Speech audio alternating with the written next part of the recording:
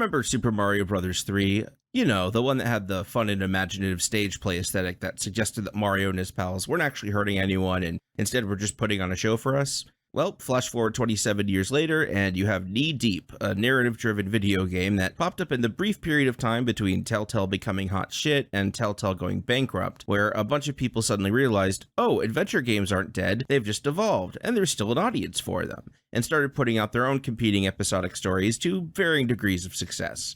We got some good imitators like Life is Strange and Kentucky Route Zero, but we also got failures like Blood and Bullets and Knee Deep. Knee Deep's biggest selling point was its gimmick of looking like a stage play, but what made me interested in it was the fact that it's set in Florida. I don't know if you can tell by my accent or not, but I was born and raised down here in the Sunshine State. People in New York and California get to see their cities in peril all the time, but the only time Florida ever shows up in games is the GTA Vice City, Fountain of Dreams, the unlicensed sequel to Wasteland.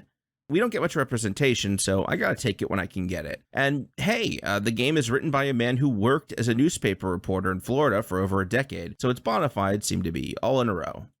Knee Deep describes itself as a swamp noir about three central characters: blogger Romana Teague, reporter Jack Bellet, and private investigator KC Gaddis. The basic gameplay loop is that you do some investigating, compile a report based on the information you've acquired and what kind of spin you want to give it, and then release it out into the world. Nice, I get what it's doing. That seems really promising. And the story just screams potential. A washed-up actor is found hanging from a gaudy and offensive old tourist trap with a land development conspiracy and an evil Scientology-esque Hollywood cult lurking in the background. It seems like something that should be really good. At a current price of $20 for 3 episodes, it's a little pricey, especially considering you can get 5-episode games like Life is Strange or The Walking Dead for about that much, but I took the plunge in the name of supporting small devs and obscure games. And I'm glad I did, because I haven't seen an adventure game go this badly off the rails since Indigo Prophecy. I definitely would not recommend you buy it, but as a guy who talks about video games on the internet, Knee Deep was a godsend because there is so much to talk about. In a way, Knee Deep's obscurity is a quiet mercy, because if this game had been successful, people would still be using its ending as a punchline to this day. Some of the people who worked on this game seem to pretty aggressively self-search and comment on anything related to it, so I'm just going to put a little disclaimer here up front. If you worked on Knee Deep, stop watching now because I'm going to be really mean and you're just going to feel really bad. Knee Deep messes up on the most basic level, the writing. The story for Knee Deep is a mess, especially given that the game is supposed to be a swamp noir. You see that word noir as in film noir? Yeah, it kind of has a specific meaning. Noir is generally recognized as a sort of offshoot of hard-boiled crime fiction from the 40s and 50s that is incredibly dark and cynical, reflecting the crisis of faith people experienced after the horrors of World War II and the existential terror of looming late-stage capitalism, full of flawed, self-destructive characters and utterly depraved villains. And when it's good, it's really good. They're movies for adults about adult things. They've aged incredibly well, and they've been hugely influential. Even in the world of video games, it's given us classics like Max Payne and big-budget blockbusters like L.A. Noire. I guarantee you, if you get Canopy for free from your local library and pull up something from the film noir section, you're probably going to have a good time. Get yourself some culture and watch something like Sudden Fear instead of Sexy Beasts. So as I go through this game, keep in mind that this is supposed to be noir. This is supposed to be serious, dark storytelling that touches on the seedy underbelly of modern society. This is a story that is supposed to make you think and feel and contain uncomfortable truths about humanity. The game starts with you, the player, and the audience of the Prologue Theater, waiting for the show to begin. Like I touched on earlier, this game's gimmick is that the entire story is presented like a stage play, to the point where the writer is listed as a playwright in the credits. If you're getting flashbacks to Indigo Prophecy acting like it was a movie instead of a game, well, you're in the right headspace. First thing you'll notice is the terrible reverb and distortion on everyone's dialogue.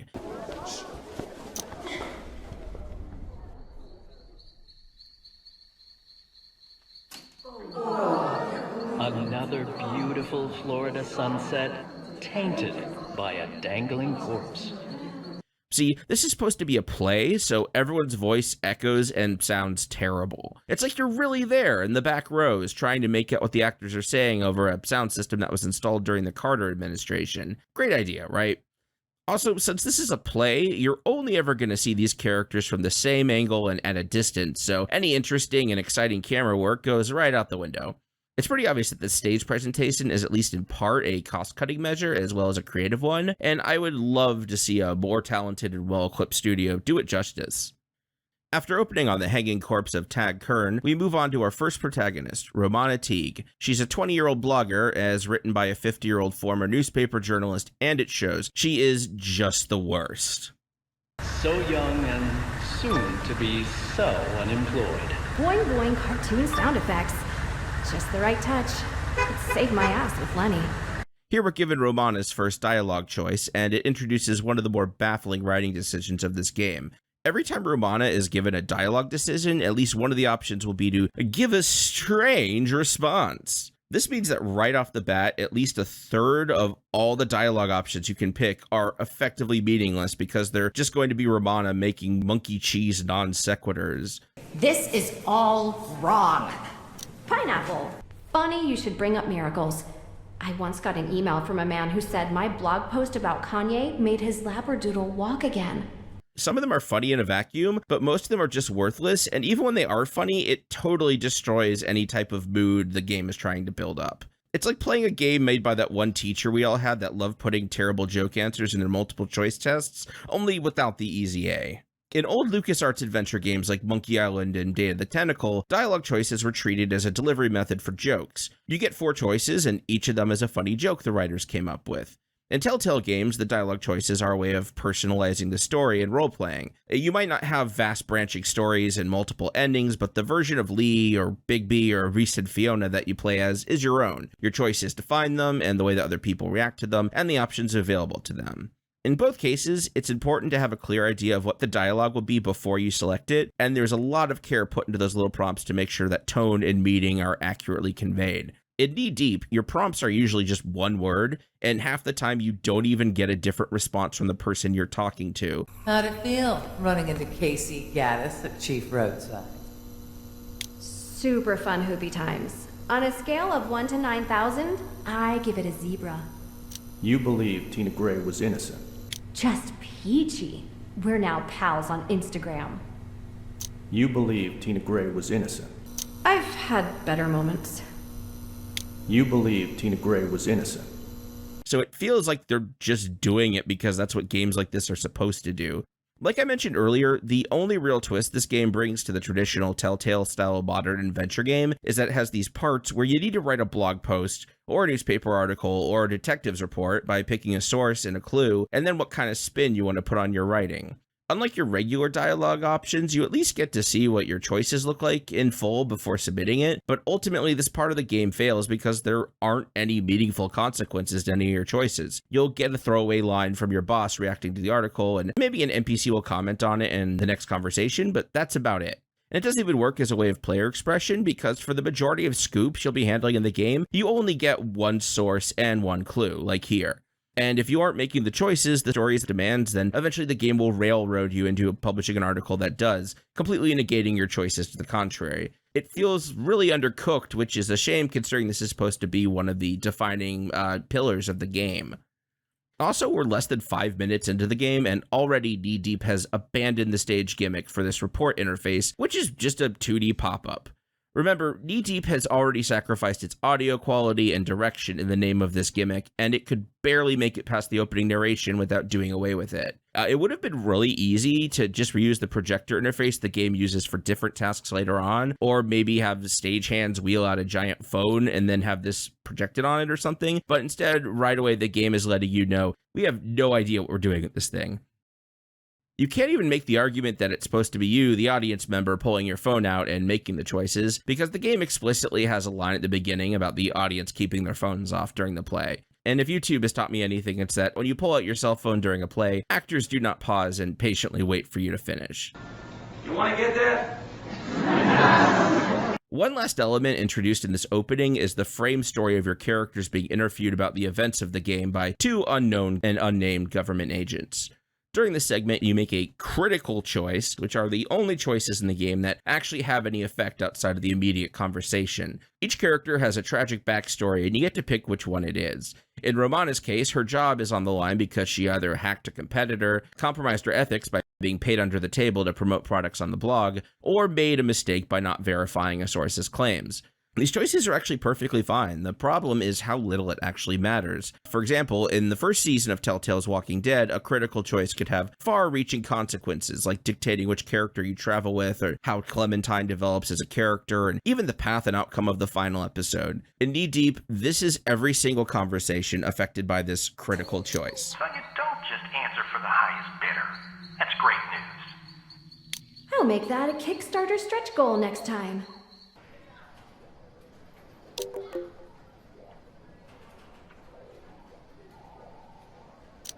That's it.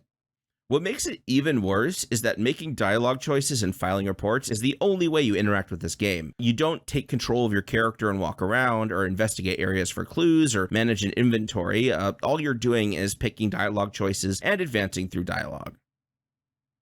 Romana finds herself in Cypress Knee and decides to take advantage of being at ground zero of Tag Suicide and investigate. As soon as she shows up in town, she's texted by an anonymous figure named Anonymouse, advising her that there is more going on than their peers, and to start with contacting Gordon Cordray, a bigwig in the game's Scientology stand-in, The Church of Us. I'm telling you right now, this game never tells you who Anonymouse is or why they're helping you, so we made it less than 15 minutes before the game starts pulling Deus Ex Machinas out of its ass to keep the story moving.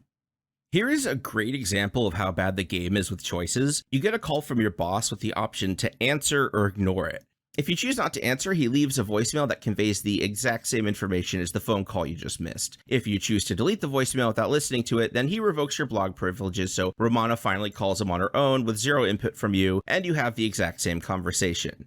You don't even have the illusion of choice or consequences, and it has zero effect on anything outside of that conversation. It's just busy work. You're on your ninth life, kitty.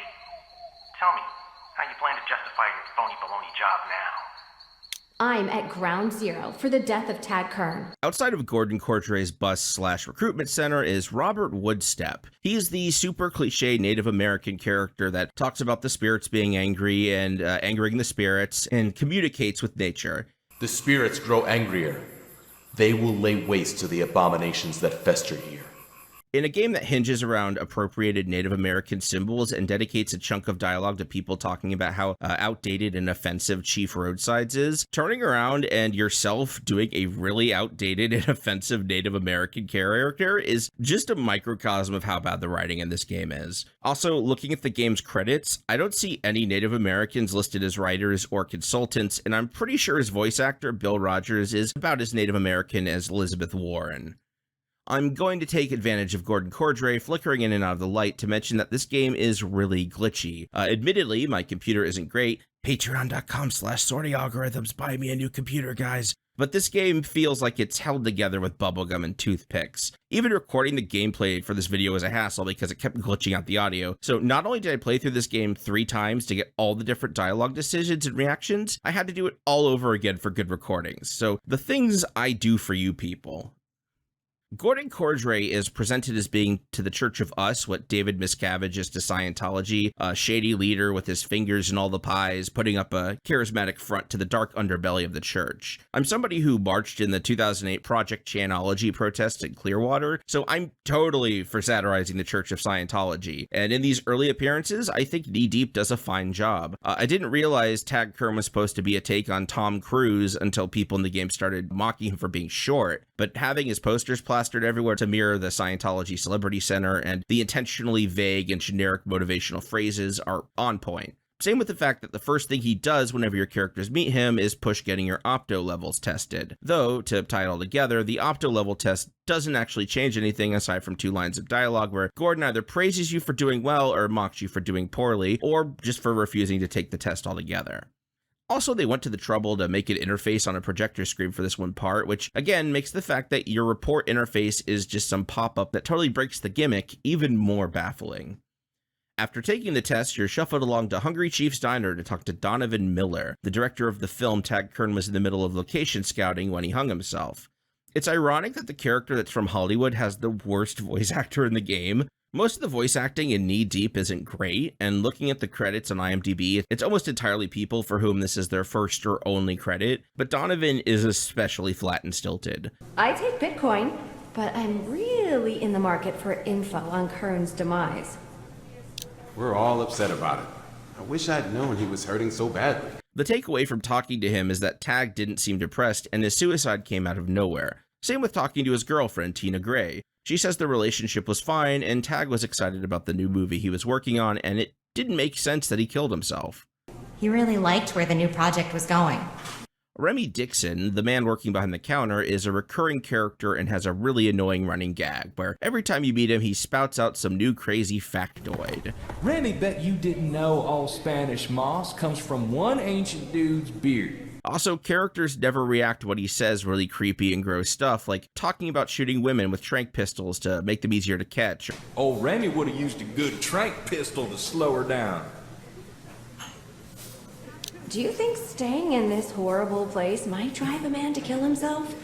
I've only been here a few minutes, and at the very least, I want to cancel my Facebook account. Or cooking shrimp in a used diaper. Remy trying new menu experiments. Next time, shrimp in a used diaper.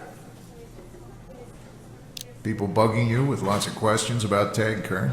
Remember, one of the literal selling points of this game is engaging in realistic conversations that evolve based on your choices. I know people don't have a high opinion of us Floridians, but based on my lived experience, I feel like joking about date raping women to a woman's face wouldn't go unremarked upon like that. Especially the character of Romana Teague. Her whole thing is being a sensationalist blogger. Her going off on him would totally fit her character. Instead, you can have her ask if Hungry Chief serves vegan food. Just the most hack, out-of-touch city person lost in the sticks things you could possibly write in the situation. Sigh.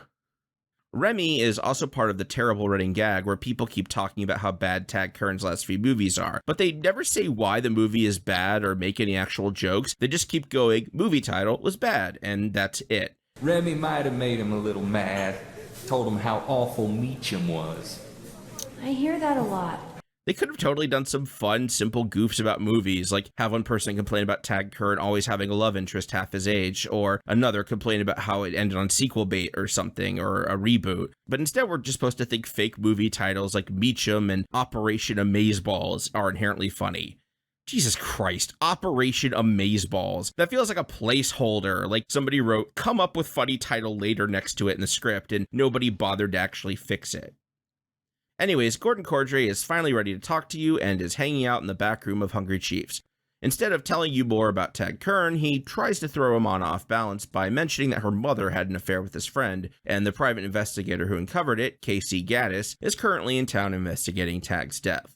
An antagonist trying to intimidate or threaten the protagonist by letting on that they know about their family or friends is a classic noir trope, and is one of the few times the game really feels like it's hitting the vibe it sold itself on. It's not amazingly written or anything, but when you're at the end of the game and everything has just horribly fallen apart, moments like this just look that much better by comparison. Romana keeps pushing through though, and Gordon mentions that Tag is highly ranked in the charts and is incredibly devoted to it because he feels like he owes his acting career to it. And then she just walks away. By now, you're probably noticing a pattern in this game where a lot of conversations are really short and just kind of end. Especially for a game where all three protagonists are investigators of some stripe, the fact that instead of actually pushing people, they get one or two lines in and then just walk away satisfied. Like, imagine if in Chinatown, Jake finally got to sit down with Noah Cross, and the first thing Noah said was, Hollis Mulray's death was totally an accident, and then Jake was like, okay, and stood up from the table and walked away, end of scene.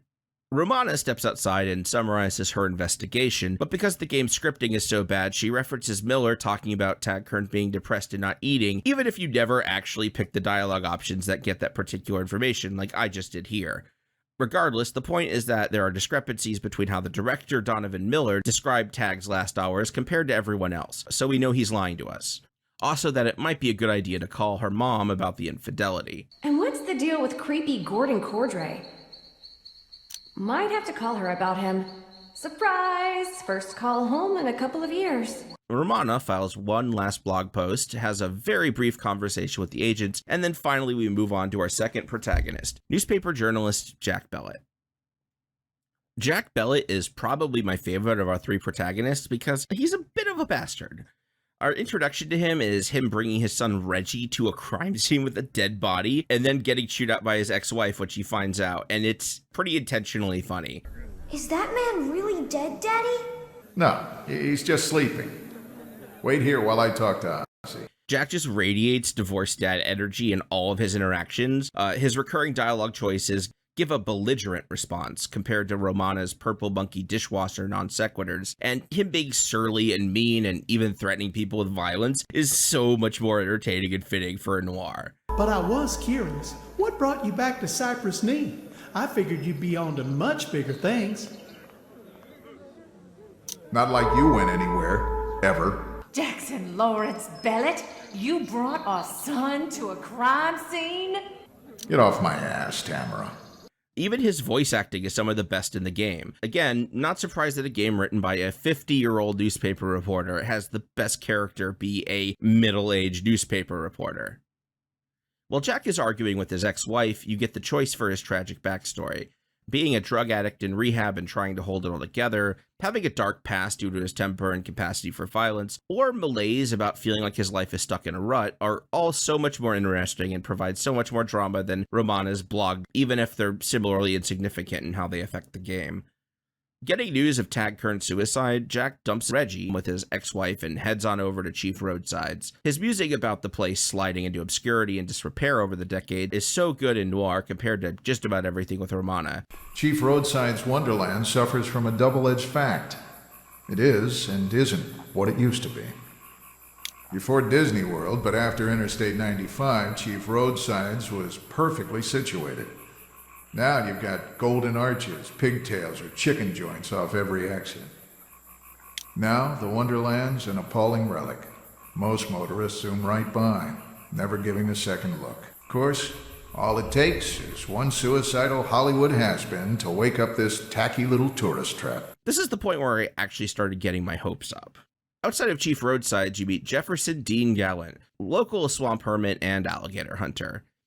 He used to be the mayor of Cypress Knee years ago, but his baby was eaten by an alligator, and the grief turned him into a misanthropic recluse who has dedicated his life to hunting down that gator in revenge. The baby eating was an oddly inspired detail, so I did some research, and it turns out that in 2001, there was an actual incident where a 2-year-old named Alexandria Murphy was killed by a gator. This happened in Winter Haven, Florida, which is pretty close to St. Petersburg. The game's writer, Wes Platt, was working as a journalist for the St. Petersburg Times when it happened. So considering that, according to the Florida Fish and Wildlife Foundation, there have only been 25 fatal alligator attacks here since 1948, it's very likely that this real-life tragedy was the direct inspiration for this. Anyways, Jefferson Dean Gallant is hopping mad because there's a big development project going on that wants to run a pipeline through his land. Jack thinks it will be good for the economy. Jefferson argues it will be bad for the environment. My ears were really perking up here because real estate conspiracies are such a cornerstone of noir stories, and combining with a more contemporary environmentalist messaging is cool. There's so many directions things could go from here. Jefferson doesn't have any leads on the Tag Kern suicide, but he does tip off Jack that if he checks out the parking lot of the Mohawk Inn, he'll find something interesting. Jack humors him and finds a car belonging to Gary Buckingham, chairman of the Cypress Knee City Council and one of the most annoying characters in the game. Before we investigate, though, the game has you do another one of those dumb phone calls where it gives you the option to ignore it, but then it makes you listen anyways, because they don't want to ride around Jack not knowing that his ex-wife Tamara has taken his son Reggie to a festival downtown. Peeping through the hotel window, you see Gary Buckingham and another member of the city council named Eula Dean conspiring to use eminent domain to kick Jefferson off of his land so they can build the pipeline. You have the option to snap a photo through the window for evidence before knocking on the door, but whether or not you do only affects one exchange in this scene and gets one mention later on in the game. Dynamic storytelling. Knocking on the door, you get to grill Gary and eventually force him and Eula to come clean when she's unable to escape out of the bathroom window. This side view of the hotel room is one of the times the presentation really shines, and this entire scenario of barging into a clandestine hotel room meeting is pretty good. I really wish the entire game was like this because for once I'm actually interested in having fun, and it's one of the more memorable scenes in the game. And then it all comes crashing down with Gary's terrible, horrible, no good, very bad running gag. Look, malapropisms can be funny. I've been rewatching The Sopranos with my partner recently, and when characters say things like there's no stigmata against seeing a therapist or make a reference to the famous serial killer Hannibal Lecter, it's funny because the show doesn't draw attention to it. It's just a part of the characters, and they trust that the audience is smart enough to recognize it and to get that the characters are misusing the words because they're trying to look smarter and more cultured than they actually are. Every time Gary Buckingham appears, he uses a malapropism. But you can't prove it with circumcised evidence. The next line is a character going, "Don't you mean insert correct word here?" just to make absolutely sure that you get it. I think you mean circumstantial. And then he confuses that word for a different malapropism just to really drive the joke into the ground. No, Eula, if I meant taking the long way round, I'd say that. And then the other person corrects him again. Oh, I think that's circumlocution. It's not funny. It's not funny the first time, and by the end of the game, it is outright infuriating. Gary pleads with you to keep the story out of the papers, and whether you agree or disagree, the conversation once again just immediately ends and Jack walks off. Resuming the Tag Kern investigation, you meet maintenance worker Jim Larman. His story is that he's been reduced to working as a janitor after getting busted for statutory rape with a teenage girl he had gotten high on cocaine. So he's just the worst. Luckily, the game lets you be really mean to him, and really, why wouldn't you be? Life could be worse. I could be mopping pigeon shit at Florida's least popular amusement park. Once again, you visit the protesters, and your conversation with Robert Woodstep is basically identical to the first time. Once again, you go to the bus and talk to Gordon Cordray, but this time he mentions having a counseling session with Tag that very morning before his suicide. Of course, he won't tell you anything more because of confidentiality, but he will offer Jack the opportunity to test his opto levels. I try to take the test, but then the game soft locks. This is a major game-breaking bug that people on the Steam forum for the game have been regularly documenting and complaining about as far back as July 2016, and it's still in the game. In the time since then, the developers found the time and resources to add support for VR and eye tracking, publish 17 wacky Florida news articles, and launch a text-based role-playing community that was supposed to serve as a successor to Knee Deep, but apparently was stillborn since the forums are shut down and Patreon and Discord redirect to West Platt's own personal ones. But the game-breaking bug that reliably soft-locks the game is still there, as are some other, even worse ones we'll run into later. Luckily, when you reload, you at least have the option to decline the test to get around the game-breaking bug. I'm not here to take some flaky test. Then excuse me, I have pressing matters. Looking at the stats for the Steam achievements, the ones related to Jack completing the test are earned about half as often as the ones for Romana, which really paints a picture of how many people have had this bug. I guess the silver lining is that since these choices have so little effect, you're not actually really missing out on much by having to skip it. In continuing with Jack Bellet being the best the game has to offer, his reports have the most actual consequences to them. Being a newspaper reporter, he has to answer to his boss, and his boss makes it very clear that he doesn't give a shit about real estate conspiracies. He wants Jack to focus on the Tag Kern death because, as the old journalist's aphorism goes, if it bleeds, it leads. It's a classic moral conflict for a journalist character. Do you stay true to your values and write about what matters to the community, even if it pisses people off and puts your job on the line? Or do you write softball fluff that sells newspapers and makes your boss happy? The problem is that, like everything else in this game, it ultimately doesn't matter. If you defy your boss and report about Golden Cypress, he gets more and more angry with each report until he finally fires you. If you only report about Tag Kern like your boss requested, eventually the game forces you into a situation where you have to file a report about Golden Cypress because it's the only option available to you, and he gets pissed off and reacts to your first offense using the exact same dialogue as if you've already done it at every turn. No matter what you do, eventually your boss is going to be pissed off at you. After a flash forward to Jack butting heads with those same mysterious agents, we transition to Orlando, where we meet our final protagonist, Casey Gaddis, a down-on-his-luck private investigator who is moments away from redecorating his hotel room with his own brains when a job offer pulls him back from the brink and sends him back to his hometown of Cypress Knee. I'm in the middle of eating a bullet here, Don. Donovan Miller, the director we met earlier, wants Casey to investigate the Tag Kern suicide because the studio wants to get a head start on their insurance claims. I don't know why this one scene is in black and white. The effect is never used again. At first, I thought maybe it was because this is the first time we've been outside of Cypress Knee, but later in the game, you see other locations outside of the town and they're in color, so I guess they just did it because they thought it looked cool.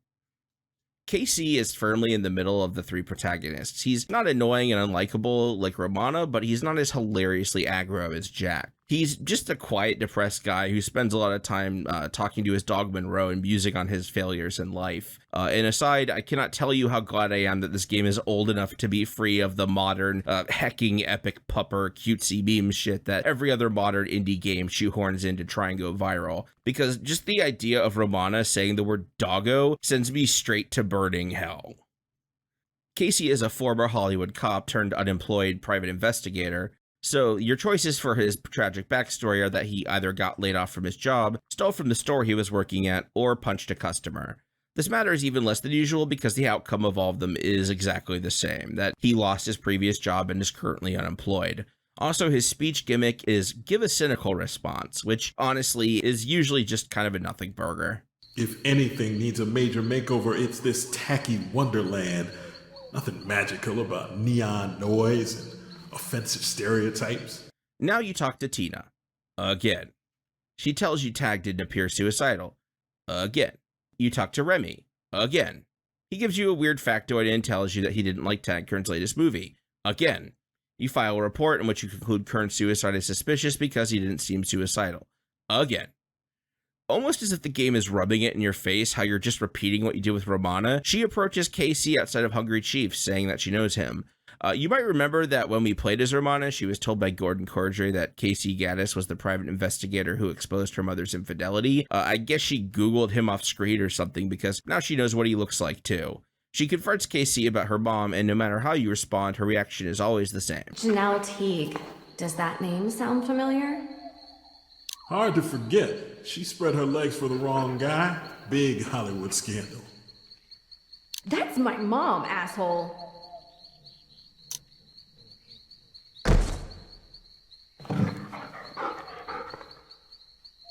Got hired to work a case a couple decades ago.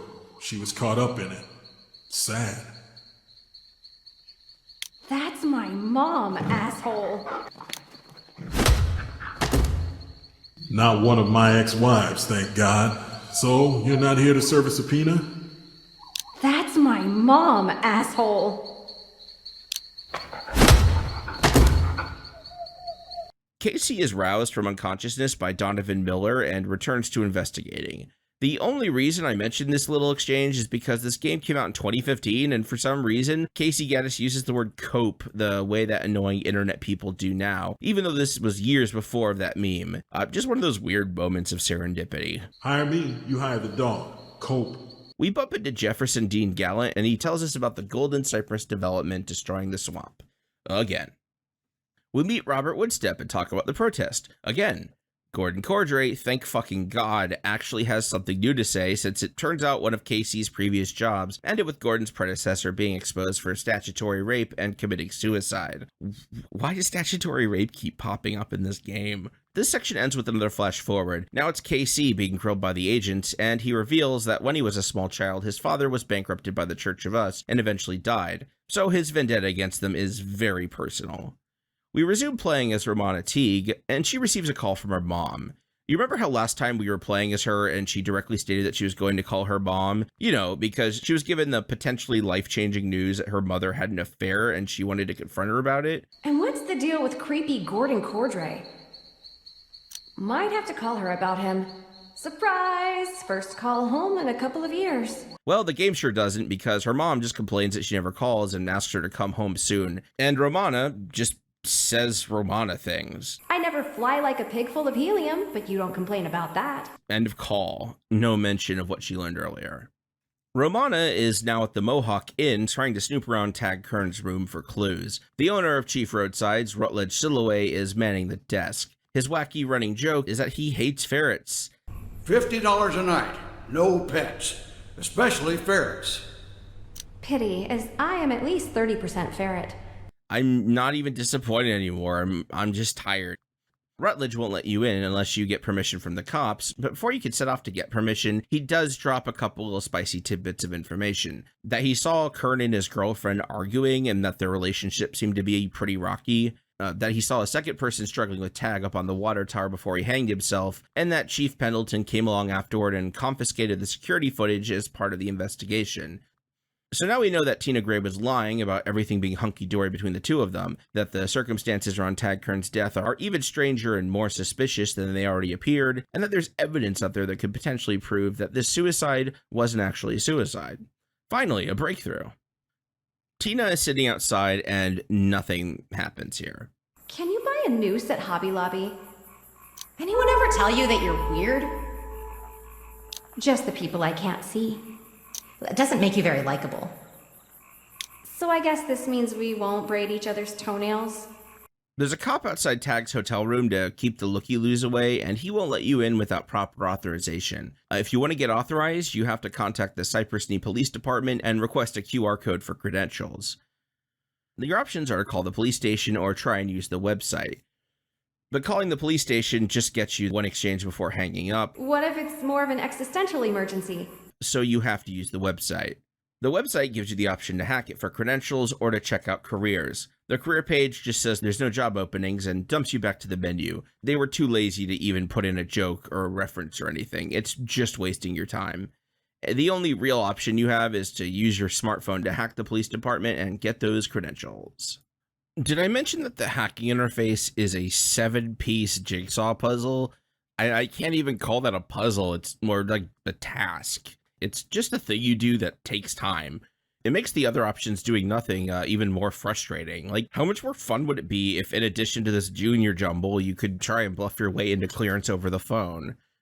Also, the QR code that the game gives you doesn't even send you to a cool Easter egg or the game's website or anything. It sends you to qrstuff.com, a website for generating QR codes. I'm going to give the developers the benefit of the doubt and assume that at launch this pointed somewhere and it has since expired, but it really drives home just how badly this game was neglected post-launch and just adds insult to injury that your reward for sleuthing is a big old no prize.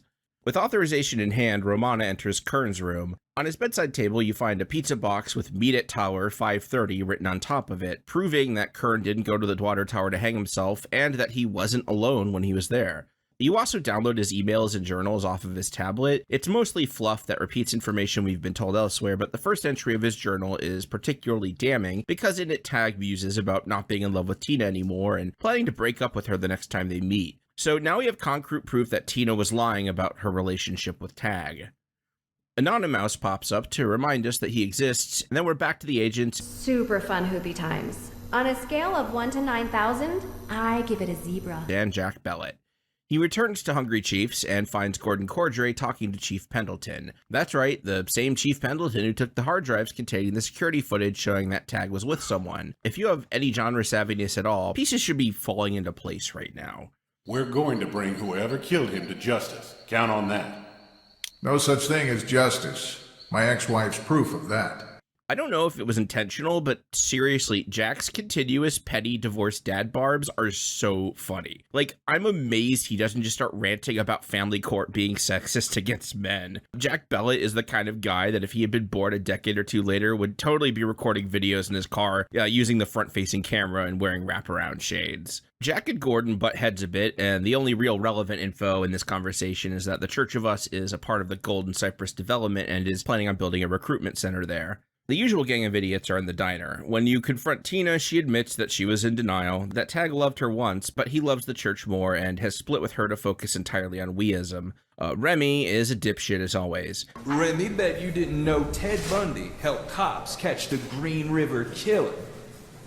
I don't give a damn about dead serial killers. Casey Gaddis is outside. Turns out he and Jack went to high school together, and you can choose whether or not they were chums or enemies. You think if a journalist and a private investigator were working on the same case and met at the scene of the crime, the subject might come up as just as part of catching up with each other, but it doesn't. 5 minutes of repetitive bullshit later, we finally get to talk to Eula Dean face to face. She tries to convince Jack to support Golden Cypress and that it would be good for the city, and he drops more hot Belletisms on her. People aren't sheep, goddammit. Don't piss on their heads and tell them it's a sun shower. Oh, hey, it's Robert Woodstep. The spirits grow angrier. God damn it. Thankfully, we end on a high note as Jack Bellet and Romana Teague cross paths and trade barbs. Oh, wow. You're the newspaper reporter, huh? Oh, wow. You're the toddler with a keypad, huh? Must suck to be you. We take control of Casey Gaddis outside of the Mohawk Inn. Gary Buckingham tries to strike up a conversation, and Casey just shuts him down. I knew your daddy back in the day. Your mama, too. Didn't you kick them out of the watch for trying to get a table for dinner among the white folk? Just following my manager's rules at the time. Nothing personal. Yeah, Casey is supposed to be African American. In Act 1, he's really light-skinned, and then in the next two, he's much darker. I don't know if it's some sort of glitch with the shader, or if they actually changed his character model, or what, but it's weird. Especially when immediately afterward, Casey goes in and meets Rutledge, and one of the options is to accuse him of being a Klan member. Have we met? Sort of. You set a cross on fire in my family's front yard back in the day. I'm an upstanding member of the Cypress Knee Chamber of Commerce. Never been in the Klan. The Chamber and the Klan aren't the same thing in Cypress Knee? No, sir. We got at least 3 Jews and 2.5 Cubans in the Chamber. Maxine Exposito's mother is Chinese, you see. And then the conversation just continues like normal. It's probably not going to surprise you that the writer and director of this game are both white dudes. In fact, looking at the full team that worked on this game, the only person of color on the team is Sharon Hackney, the woman who did the set design, which is probably the best thing about this game. So I'm not surprised to see that she works at Epic Games now, when the higher-ups haven't seen nearly as much success in the intervening years and are, in fact, not even working in the games industry anymore. The deputy chief, Ozzie Glendinning, recognizes Casey from high school and exchanges a few words. Some toughs from the Church of Us show up and threaten Casey and his dog, and finally, all 3 of our protagonists meet. When this happens, the game does this weird thing where it tries to have you make decisions for characters other than the one you're controlling. It's really clunky, but thankfully it only happens a few times. Romana floats the idea of going to look at the water tower for clues, and immediately afterward the lights go out. So here comes more busy work. She needs Remy's help getting the lights back on, so she agrees to do him a favor to feed Jumper, the star attraction of Chief Roadside's Gator Pit. I've mentioned it before, but for all this game's failures, it absolutely nails the scenery and ambiance of this particular part of Florida, and the Gator Pit is a great example of this. Growing up in Jacksonville, which is about 30 miles from where Knee Deep is set, I would go on family trips to alligator farms, see gator shows at carnivals. My childhood arcade and laser tag joint had a gator pit outside where you could pay to feed them. I-95 is plastered with billboards for tourist traps that advertise live baby gators. My partner used to work at a tourist trap that had a terrarium full of baby gators next to stacks of taxidermied gator heads that they sold. There's a restaurant here in Jacksonville called Clark's Fish Camp where you could see gators being fed while you yourself feed on gator meat. I am no stranger to weird, tacky Florida gator attractions, and the Leapin' Lizards extravaganza just nails it. There is this really weird joke, though, where in order to feed Jumper, you have to put a chicken in a diaper so it looks like a baby, because babies are much more appetizing than chickens to him. Big old Jumper, he can't resist a tasty chicken in a diaper. Pick up what we need from the fun and fuel. What's so appealing about chicken in a diaper? Looks like a chubby little infant to that old gator. Gets him hungry every time. In a vacuum, the image of a raw chicken wearing a diaper is surreally funny, which is why I'm using it as the thumbnail for this video. But like everything else in the game, they really just run it into the ground. And if my hypothesis about Jefferson Dean Gallant's dead child being inspired by an actual case is correct, turning it into a visual gag is definitely an interesting choice. On the Prologue Games website, Wes Platt actually wrote an entire blog entry called Handling Touchy Topics in Video Games with Care, in which he mentions the diaper chicken scene making a streamer uncomfortable, compares it to games like That Dragon Cancer, and concludes, "We're sympathetic with anyone made uncomfortable by what happens during the course of our story. However, we've got no regrets about how Knee Deep plays out." Well, I certainly have a lot of regrets about playing this. After some ominous foreshadowing with Donovan Miller and Gary Buckingham scheming to keep our protagonist on a short leash, we resume playing as Romana, running to the Chief Roadside store to get a diaper for the chicken. But when we get there, Remy is already there because he's the character who runs the cash register. So we leave Remy to go to the store, to buy a diaper from Remy, to go back to the Gator Pit and give it to Remy.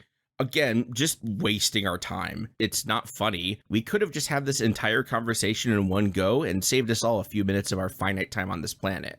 Remy bet you don't know what drove old Gallant into the swamps all those years ago.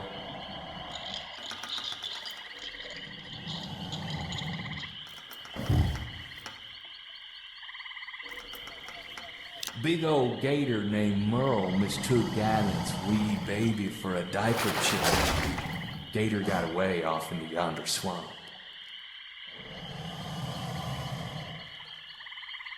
Galley, he ain't been right since.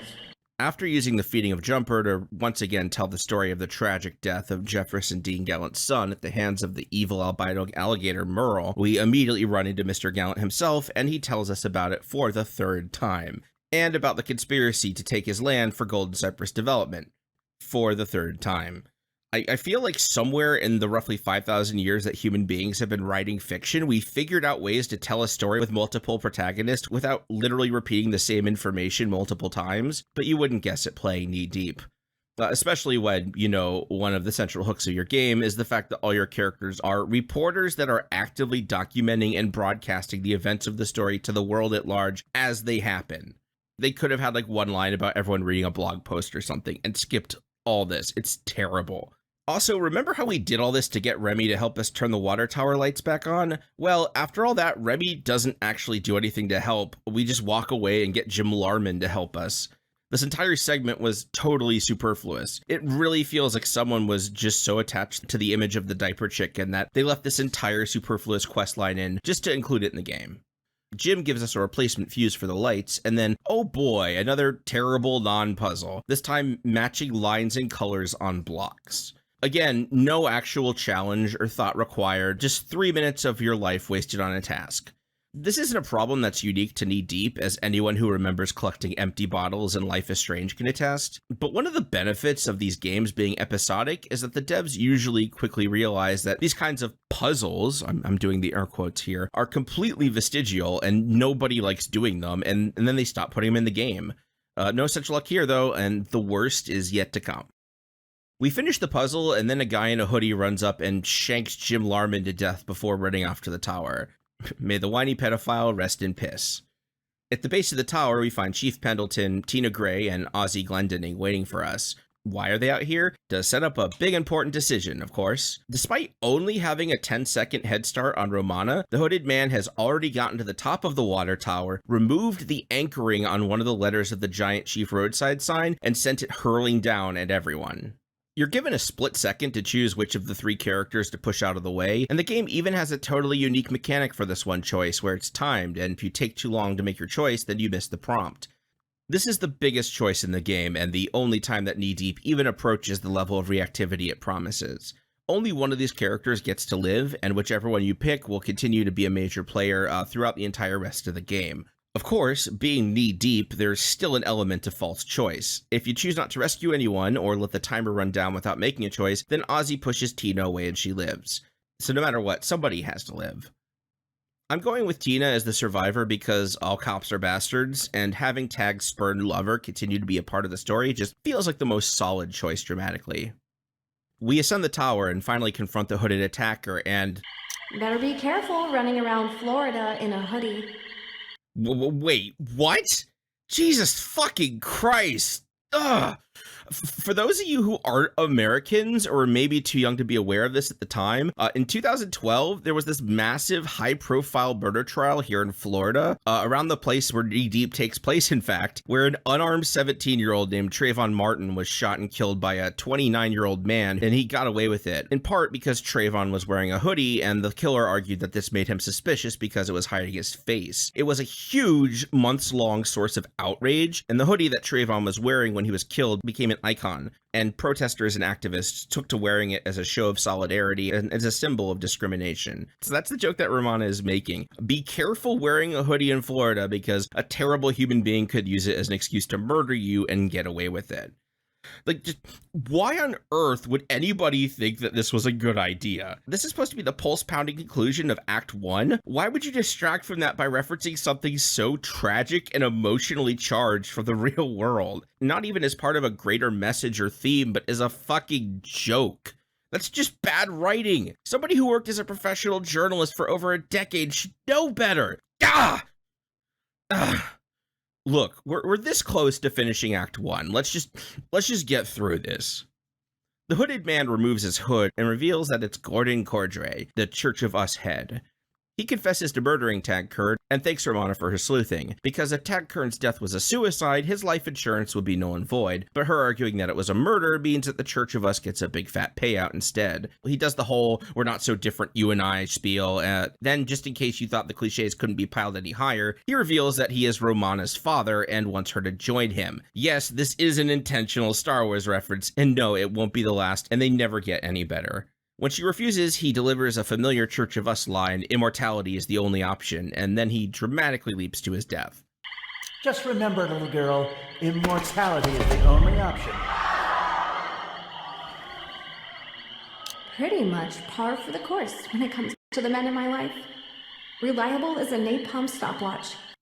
I know I keep bringing it up, but one of the central tenets of Knee Deep is that it's supposed to be presented as a play. The stage it takes place on is so big and elaborate that it could only exist in a virtual world, which is why we're able to have an actual full-size water tower that our characters ascend and have a confrontation on, but the rules that govern it are still supposed to reflect those of an actual play.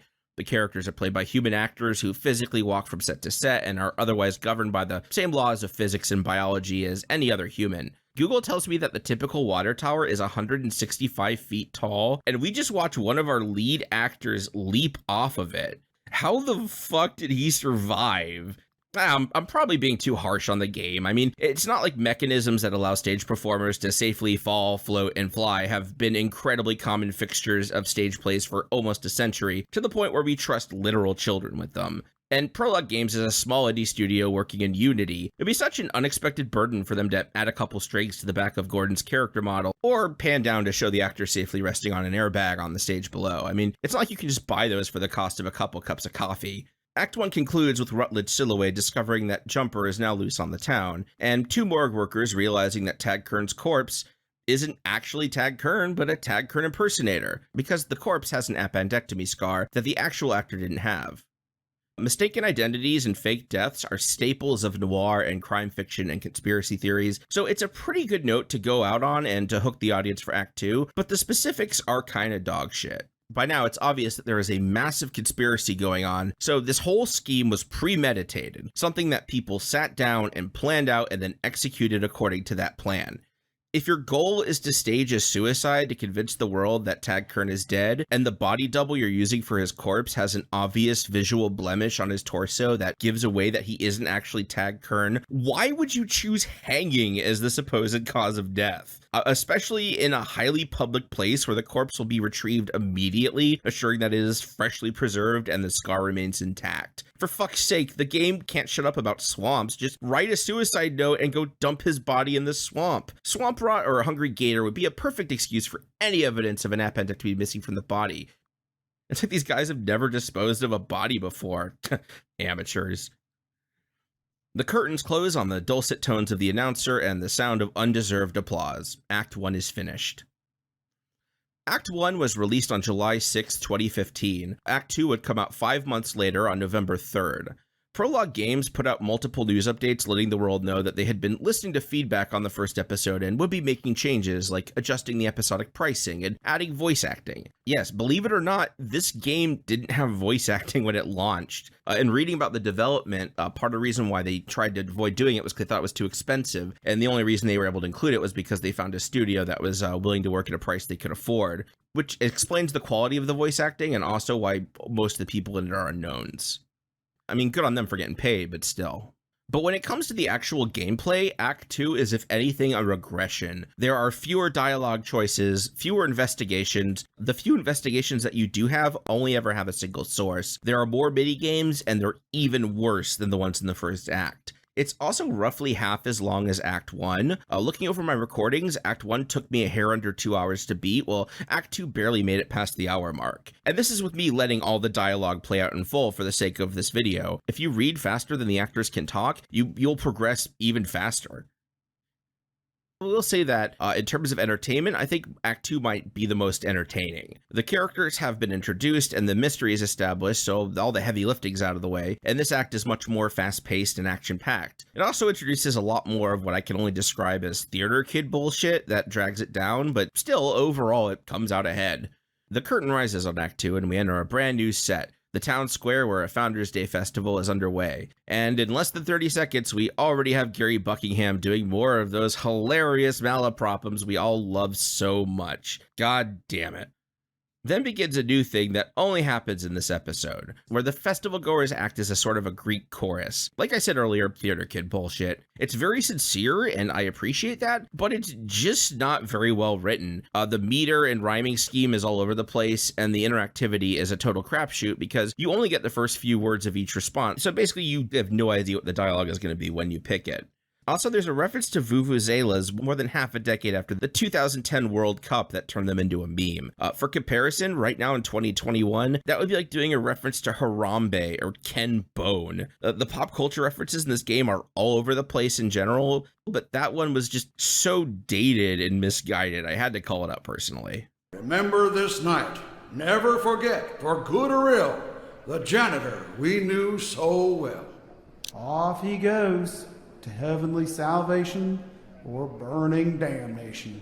After some framing banter with the agents, we return to Romana Teague, now safely on the ground with whoever survived the falling letter last act. I had a repeatable glitch where if I saved Ozzy, then he would just endlessly walk in circles around a standing and unmoving Tina while her corpse sits in the background, which is really funny.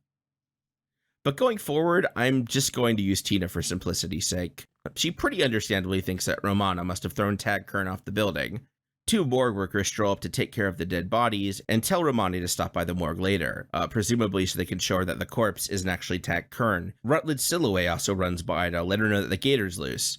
Jack shows up to defend Romana and do his reporting to warn the townspeople of Cypress Knee about the loose gator. We have yet another scene that totally violates the central conceit of the game. Casey Gaddis is being interrogated by the agents, and they accuse him of being up on the water tower when Gordon was killed. The camera rises up, and we see him standing on the water tower. Every other scene in the game, actors enter and exit each scene and run from location to location. They even try to do a joke with it where you see Remy running around and being out of breath. But here, Casey is literally in two places at once. Also, this is the only time in the entire game where they use an unreliable narrator to portray the actors doing something that didn't actually happen. So it feels like a cheap fake out. I went up on the tower. Mike Tyson sang a lullaby to Donald Trump. The feather duster danced a jig. After some framing banter with the agents, we go to Romana at the Cypress Knee Police Department, waiting to give her statement to the police. If you save Chief Pendleton, he'll be here, but if he dies, the game introduces Chief Pendleton's wife, Lurleen, to fill in for him. I love Lurleen just for this one exchange. His name was Chip? Who calls their kid Chip? That's a silly name. Watch your mouth, blogger girl. We named our son Chip, too. So, if your son's a chip from a chip, doesn't that make him more of a flake? Why'd you turn out this way, sugar?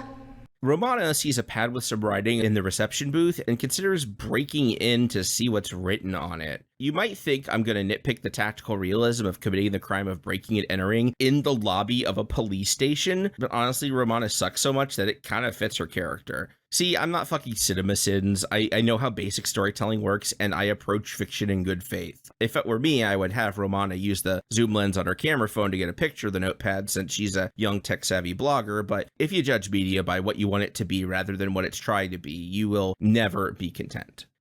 Here's the next puzzle. Can you remember 5 numbers for a few seconds? Congratulations, you win!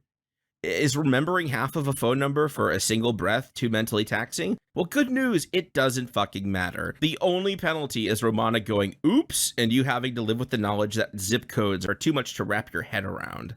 If you break into the office, what is written on the notepad is Swayhill collateral damage. Ray Swayhill is the name of the Tag Kern impersonator that the morgue workers identified. It's meaningless to Romana, which is pretty convenient because that means whether she breaks into the office or not, the rest of the story proceeds exactly the same. But to us, the audience, it tips us off that at least one person in the police department is a part of the criminal conspiracy.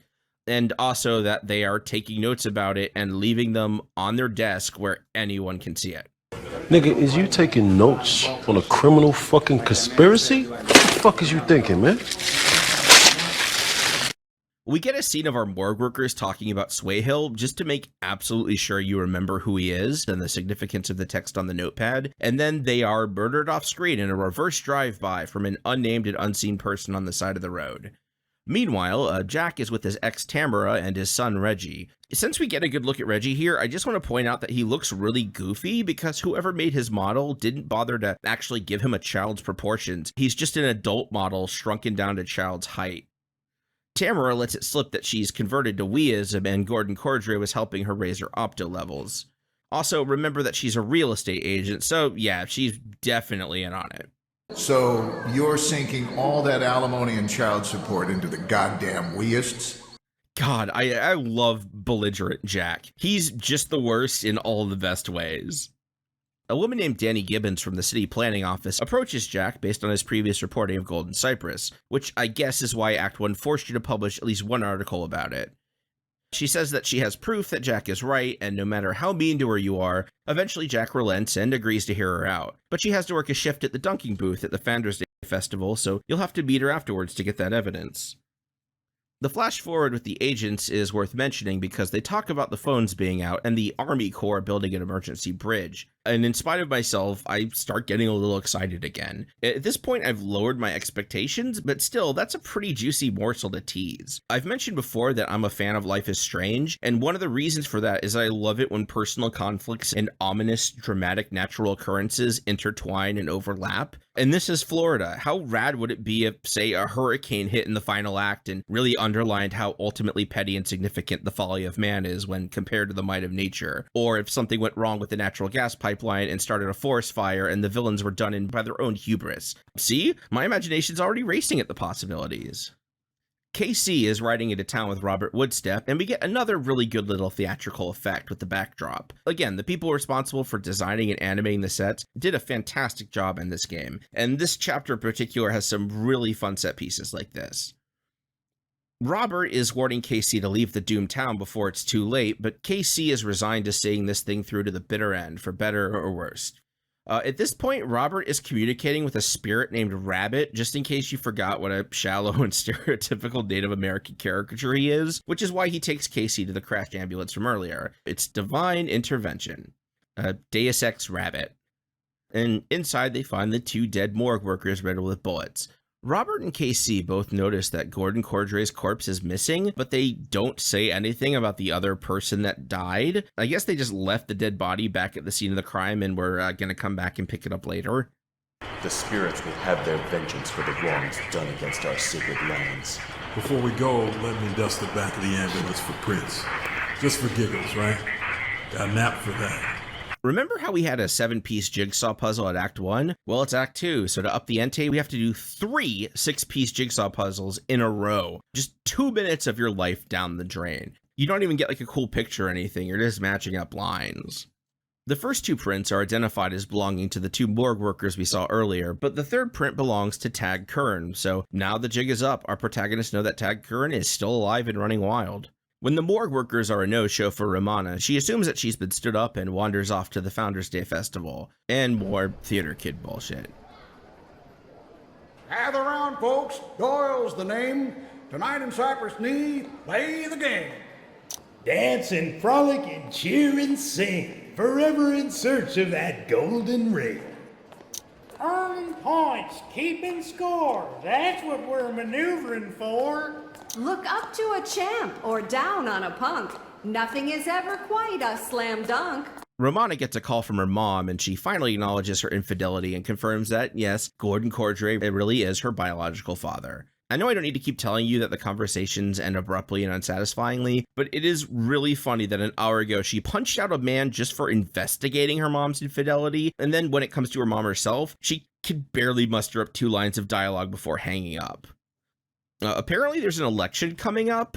Knee-D has a great sense of place, but it doesn't do very well with time. The flash forwards take place on November 2nd, so going by the 2 days previously, this should be taking place around Halloween, but there's no decorations or costumes.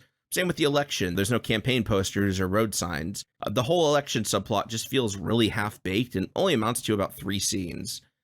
You already know that Gary Buckingham sucks, so I'll spare you from his stump speech, but here's the cool newcomer, Chuck Chichester, just in case you wanted to see what it looks like when the game tries to write a morally good character. It's late, and I appreciate everyone sticking around to hear us talk. It's important because my opponent's right. We're at a crossroads. we face a choice between business as usual corruption or a new day of open government and transparency. A choice between comfortable fat cats who think they're above the law or an outsider with the gumption to stand up for what's right here in Cypress Knee. Don't be fooled by people trying to trump reason with experience. Think with your brains. Don't be sheep. By any barometer, I'm the right choice. Chuck up. Give Chichester a chance. That's right, this game has a subplot about an election that is completely apolitical. I guess you could try and argue that it's supposed to be satirizing the empty promises politicians make during elections, but satire requires a clarity of purpose and a target, and this doesn't have that. The nicest thing I can say about it is that it is quaint, and I'm thankful that this act came out in 2015, because if it was even 6 months later, we probably would have had to deal with a really terrible Trump parody or something. In rapid succession, all 3 characters lose their jobs. Romana gets a call from her boss telling her that FanRage has new owners and she's fired. You're fired, Phaedra. FanRage got new owners today. I'm less of a fan now. More about the rage. I'm sure you'll land on your feet, kitty cat. Jack runs into his boss outside the police department and is told in person that the Cypress Knee notice has been bought out and he has been let go as a cost-saving measure. Dick move, Ross. Selling the paper without telling me. Look on the bright side. I am telling you that you're fired. Cost-saving measure. And Casey is approached by Donovan Miller and told that the studio has had a change of plans and is closing the investigation. Look, KC, there's been a change of plans.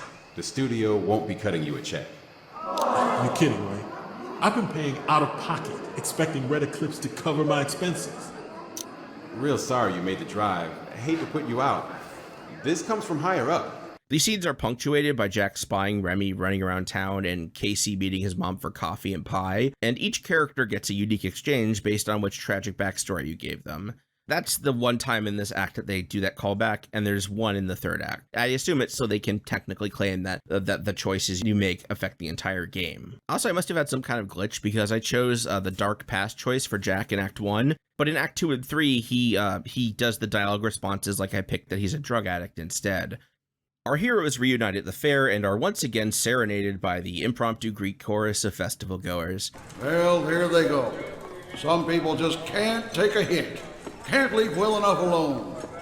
Plant a flower, watch it bloom, smell the scent of certain doom. While that's happening, just for funsies, I want you to guess the first thing our trio is going to do now that, on top of multiple close calls with death and watching people being murdered in front of them, they are now also newly unemployed. I mean, any one of those things would be a lot of stress and trauma, but all at once, like, they must be reeling. Okay, time's up. What did you guess? I bet you didn't guess whack-a-mole. That's right, whack-a-mole. Not just whack-a-mole, but 3 games of whack-a-mole in a row. I am so disappointed in this game. I am not even bothering to click on the gators just to spite it. I refuse to engage with this. When I lost my job to COVID-19, I spent that day driving around a cemetery just processing the news and trying to think about how I was going to tell my partner and my family. I'm pretty sure if I stumbled upon a mysterious freestanding whack-a-mole machine in the middle of an empty field like this, I would have thought I was going insane. I wouldn't have gone, whack-a-mole, what a welcome distraction.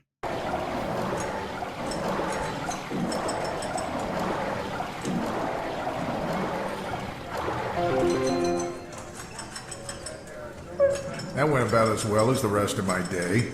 After that nonsense is over, they decide to head down to the dunk tank to wait for Danny to get off of her shift. Luckily, it's her last customer of the night, and by sheer coincidence, it happens to be Lil Reggie. Aw, that is really cute. Oh, this is really cute. Reggie and Jack having a little bonding moment like this over learning to throw a ball. What a sweet, wholesome moment.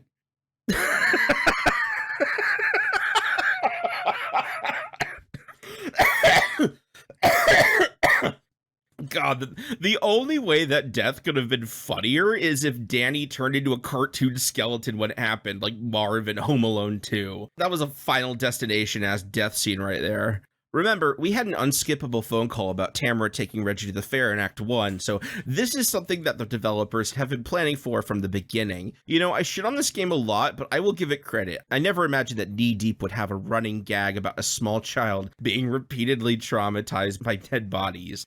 Luckily, the guy who murdered Danny was standing about 20 feet away when it happened, so even though Tamara and Veggie were able to completely vanish in the 5 seconds they were off screen, the gang has a clear view of the killer and gives chase. Remy? Seriously? That's right, that Gambit-ass motherfucker is a cold-blooded murderer. A very, very stupid cold-blooded murderer. This rooftop chase here is legitimately fun and probably the best action set piece in this entire game, so I'm just gonna let it play out. Prologue Games obviously put effort into this, and it shows. There's so many unique environment assets. They were able to change the dialogue system, so instead of pausing and having to continue after every line, the dialogue flows in real time like an actual conversation. There's a sight gag that's actually pretty funny. I was not at all surprised to find out that the game's animator wound up using this in his demo reel. Pursuing Remy down a vent, they find a secret hideout with a very convenient map that shows that Fan Rage, the North Florida Notice, and Red Eclipse Cinemas are all part of the Golden Cypress development. I just want to make sure that you remember that going forward. Everyone's bosses have been on this the entire time, and our heroes being in Cypress Knee investigating and reporting on the death of Tag Kern was a part of the plan from the very beginning. Since Romana fell behind Jack and Casey during the chase, when she catches up to them, she finds them unconscious, with Remy distracted by trying to tie them up. Oh, yes, yes, yes! Beat the third person out of him!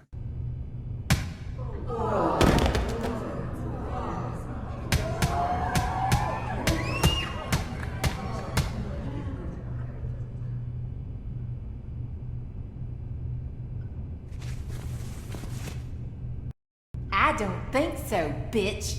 Oh, snap! I'm a sinner. I'm a saint. I do neat things with paint. Mommy, what happened to Daddy? He got on the wrong side of progress, honey. We'll fix that, if we can. So, the ghost's not really a grumpy old man in a sheet. We're done talking. Remy, load him up. Blue Street? Take a nap. Our three heroes come to in Gordon Cordray's bus, bound and watched over by Tamara and the two weeest thugs that were intimidating us earlier, as well as Tina Gray. It's just one surprise after another in this place. I'm going to need some answers in the form of a question. Yep, the person you rescued also turns out to be in on it the whole time. I know that the way it's supposed to work out is that only the person you saved was in on it and the other two were innocent victims, but I like to imagine that all three of them were in on it and their horrible deaths of being crushed under tons of falling steel and glass was just a really hilarious misunderstanding, or an accident. And just in case the second part of a trilogy ending with the heroes beaten in capture and the future looking uncertain didn't remind you enough of The Empire Strikes Back, the closing line of the act is Robert Woodstep quoting Yoda, just to really drive it home.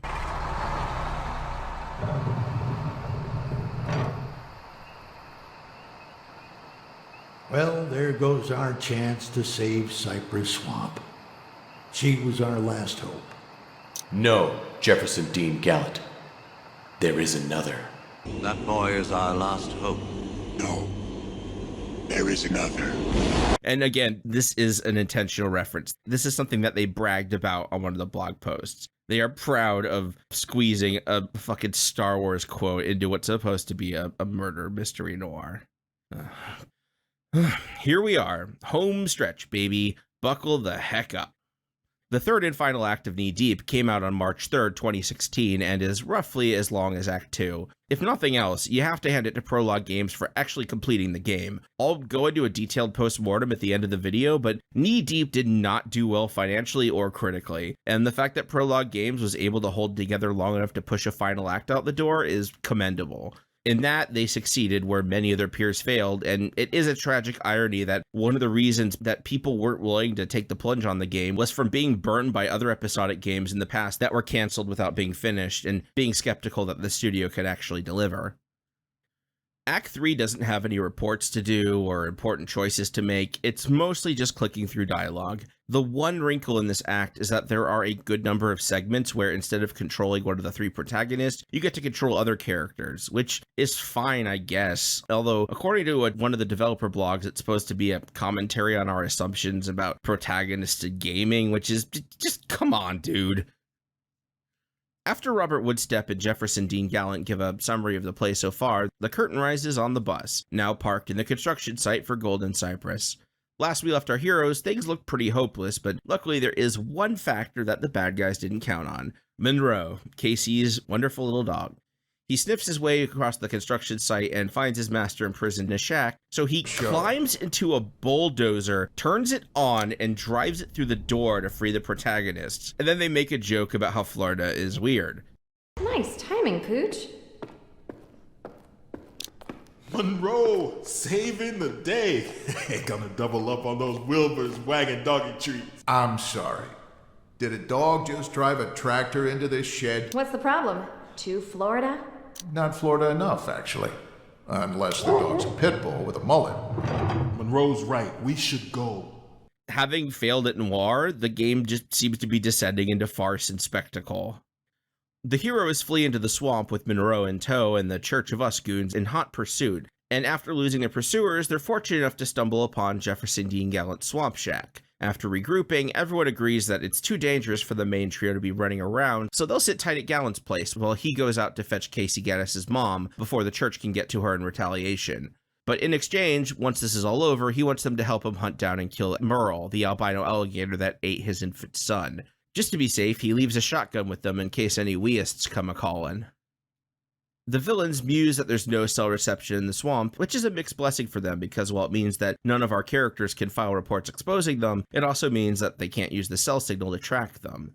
The goons set off with little Reggie and the still-living Tag Kern in tow, while Tamara gives Remy a special mission.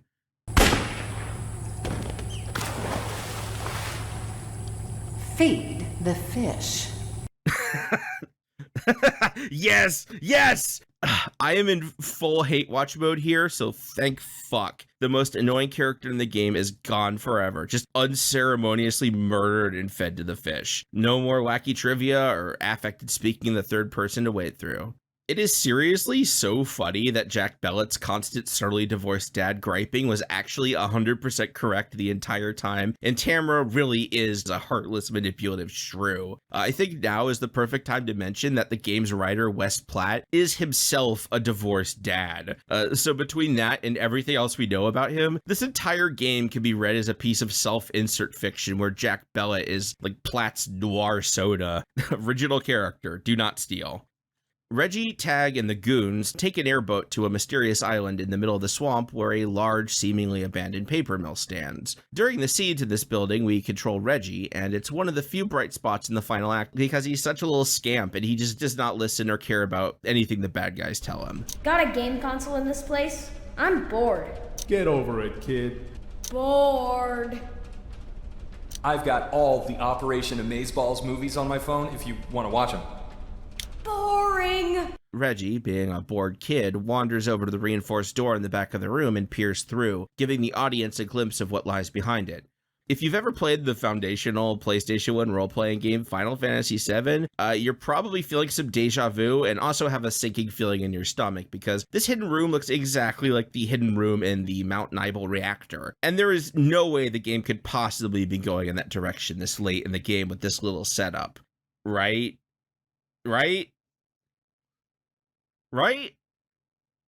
At City Hall, the Greek chorus lets off a few rhyming couplets about the townsfolk rightfully being scared about the giant killer gator on the loose. Doyle Silloway, the mayor of Cypress Knee and identical twin brother of Rutledge Silloway, tells the town that the city is offering a bounty of $10,000 to anybody who captures Jumper, dead or alive. Then the game does a parody of that famous scene from Jaws, only it's Jefferson Dean Gallant, and instead of getting everyone's attention with nails on a chalkboard, he honks on a vuvuzela. A fucking vuvuzela. Outside the town hall, Jefferson Dean Gallant runs into Robert Woodstep, who is such a noble, selfless guy that he agrees to put himself in harm's way to fetch Casey Gaddis' mother, while Jefferson Dean Gallant sets off to the local radio station to run interference on Tamara and Tina's attempts at inciting the public against our heroes by blaming them for the murders. I'm gonna violate the First Amendment. Back at Gallant Shack, our protagonists are getting restless. You have the option to either leave the shack or stay put. If you wait, then the trio have a conversation while waiting, and Jefferson Dean Gallant eventually returns and takes them to the paper mill. If you decide to leave on your own, then they have the exact same conversation, word for word, only standing just outside the shack, and then wind up running into Gallant in a swamp by chance, and he still winds up taking them to the paper mill. Speaking of Gallant, we go to him at the radio station where he plans to stop the radio broadcast by breaking into the radio station and shutting it down. This is the second to last puzzle of the game, and it just keeps finding new ways to disappoint. You have to open up a combination lock using a combination that is engraved on the lock itself, and it's impossible to fail because each combination dial automatically stops on the correct letter when you're spinning it. So you have to spend 1 minute methodically holding the mouse button down on a disc, waiting for it to stop on the correct letter, and then moving down to the next, all while you ponder the course your life went in to lead you to this moment. With the radio station vandalized and the broadcast delayed, we go to Robert Woodstep, who is on his way to the home of Casey Gaddis' mother to spirit her away to safety. He continues to speak with the spirit rabbit, and we finally get to see what he looks like. A dude in a 3-piece suit, the most boring choice possible for how to portray a supernatural being. Also, more than a little problematic that the Native American spirit is portrayed as a dude wearing the clothes of the people who genocided them. Like, how do you write so many words about white people being offensive to Native Americans and appropriating their iconography, and then have a major part of the plot be portraying an actual Native American spirit as a white dude in a suit? At the very, very least, you could have consulted with some actual Native Americans and given him an indigenous name and clothing. The area this game takes place in is in Timucua territory, and given Wes Platt's love of Florida history and pride in all the real-world references he put in the story, it seems like a real missed opportunity. In Florida, the Seminole and Miccosukee tribes are federally recognized and have reservations throughout the state, so there's no shortage of resources to learn from and people to listen to. Growing up near the area Knee Deep takes place in, Native Americans were fixtures in our history and culture. They would perform each year at Jacksonville's annual World of Nations Festival. They would come to our school to sing and dance and teach us the history of Waka Palatka before the colonizers came and named it Jacksonville. And I even had school field trips to visit both authentic and recreated historical villages. Hell, the biggest Seminole reservation in Florida is actually named Big Cypress. I mean, Cypress Knee, Big Cypress, it's like poetry, it rhymes. What a missed opportunity.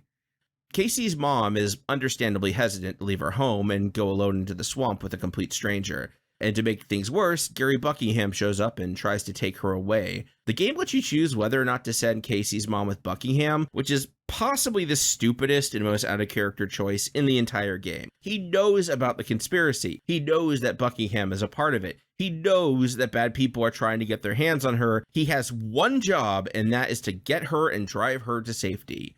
Luckily, the choice does jack shit. They both end with Buckingham leaving with her and Woodstep heading back to the swamp to regroup. But if you say no, then Buckingham shoots Woodstep, but it's just a flesh wound, so he gets up and continues playing the role with no words for wear. Back at the paper mill, we have a scene where little Reggie points out that the entire plot is dumb and convoluted and makes no sense. Like I said, kid, the plan's not that complicated. Sounds dumb.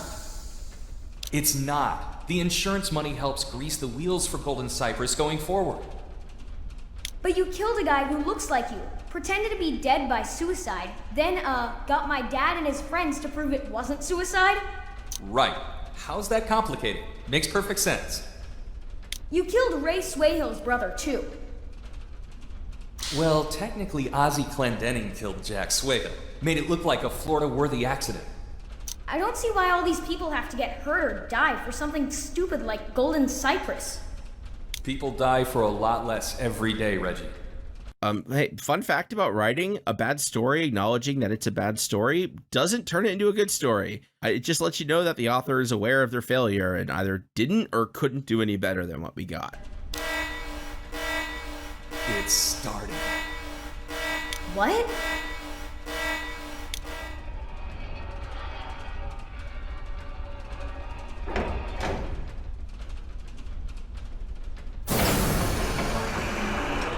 Oh no.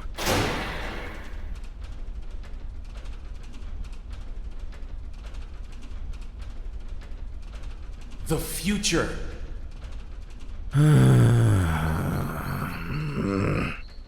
Yes, yeah. This is what the entire game has been building up to. The Church of Us has figured out how to bring people back from the dead, and Gordon Cordray leapt to his death not out of fanatical devotion to his church, but because he knew he would be resurrected. Whew boy, where do I begin? When it's done well, a sudden change of genre or emergence of supernatural and science fiction elements in an otherwise grounded work of fiction is one of my favorite things ever. Twin Peaks is probably the quintessential example, a small-town murder mystery that starts off grounded before building an entire mythos of both benevolent and malevolent spirits, using the people of the town and the world at large as pawns in a battle between good and evil. And like a lot of people, it's one of my favorite pieces of media in existence. Same with the video game Deadly Premonition, a cult hit that started off as such a blatant copy of Twin Peaks that it was threatened with legal action, and it still wound up surprising people with how weird and heartfelt it got and how much it connected with people willing to tolerate the jank of actually playing it.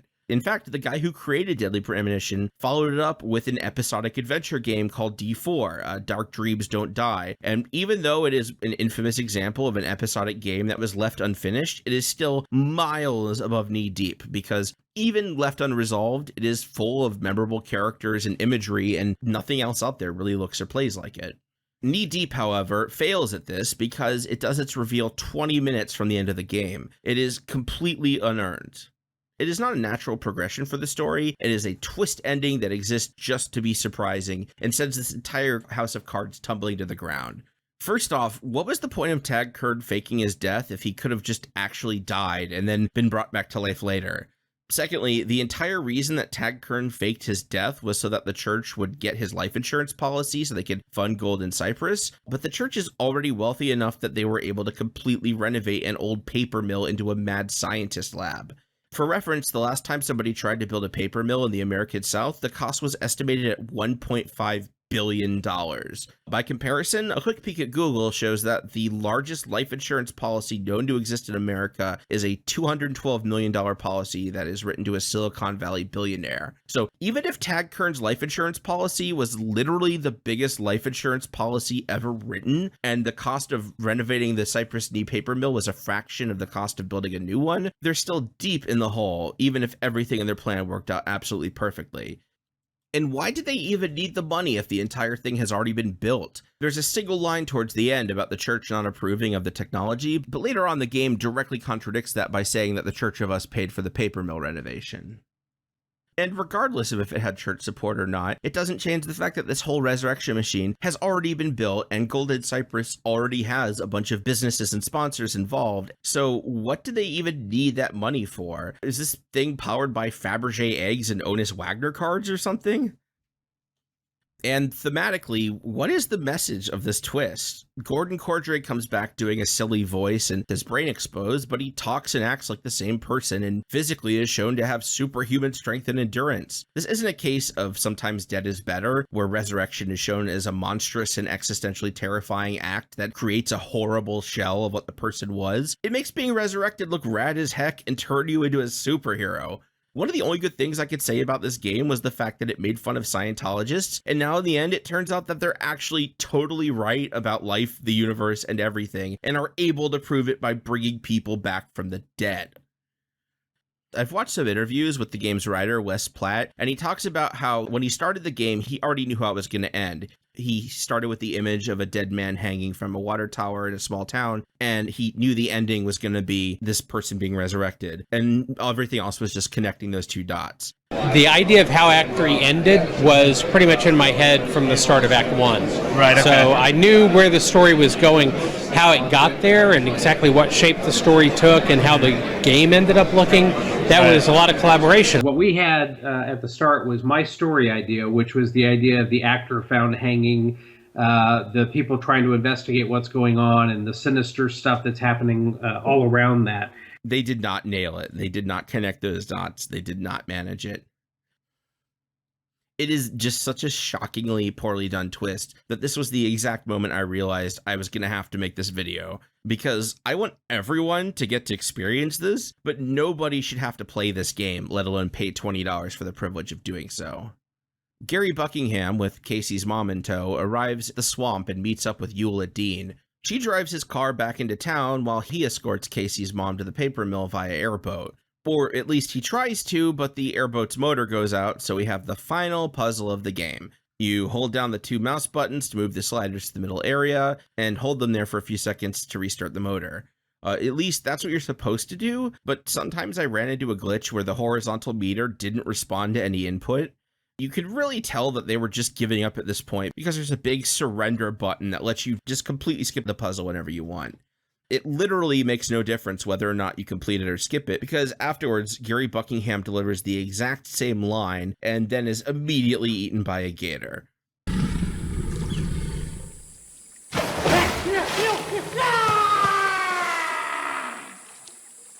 Rest in piss, worst character in a game full of terrible characters.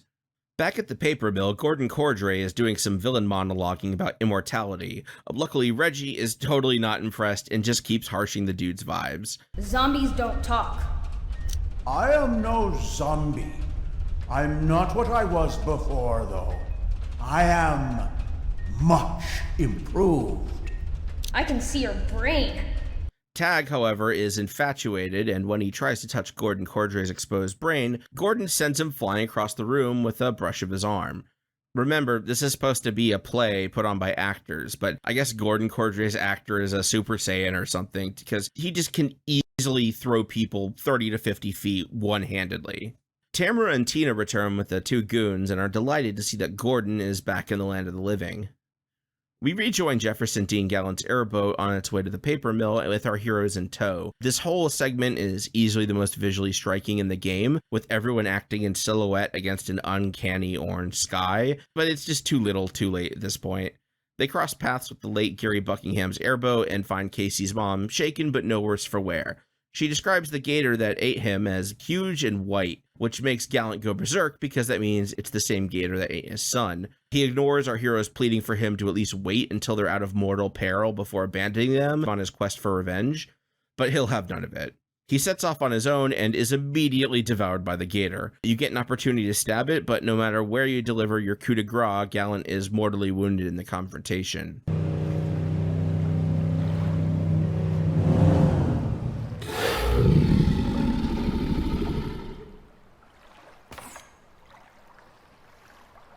Off to a watery grave, you scaly bastard!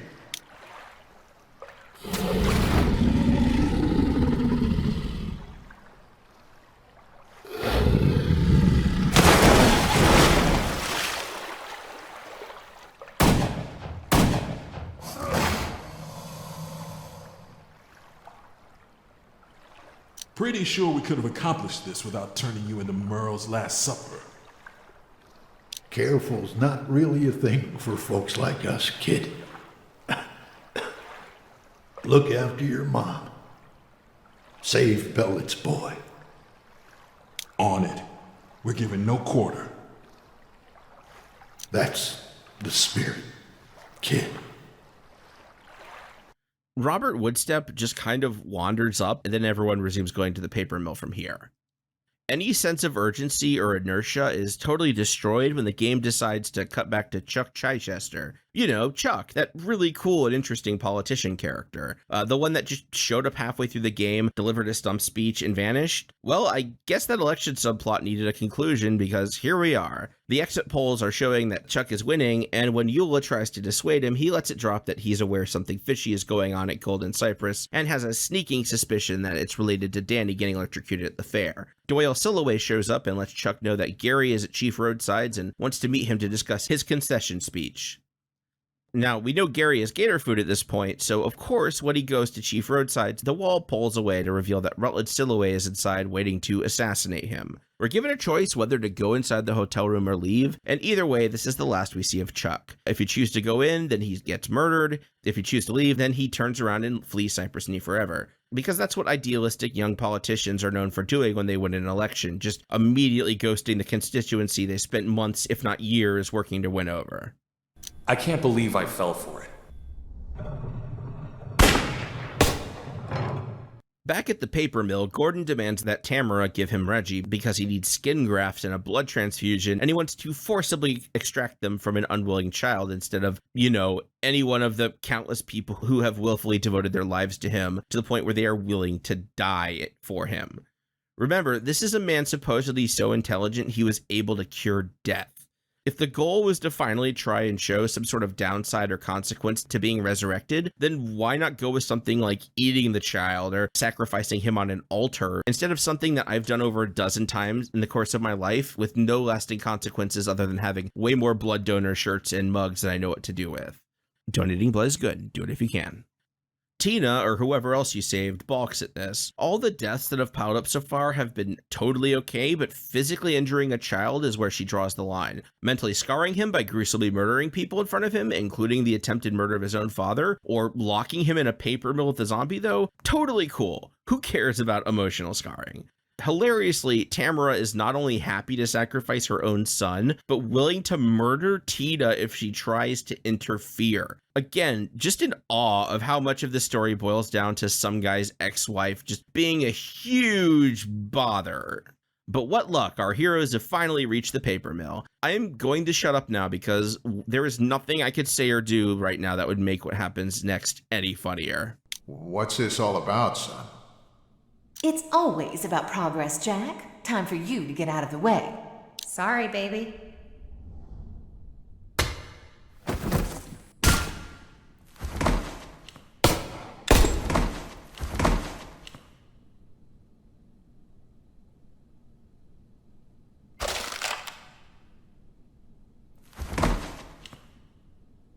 Yep. All the baddies except for Gordon Cordray die in a fight scene that looks like if the Three Stooges were directed by Quentin Tarantino, and also everyone was robo-tripping the entire time. It's especially funny with Tina because after all the effort she went through to help her boyfriend fake his own death, she just murders him then and there the moment she decides she's had enough.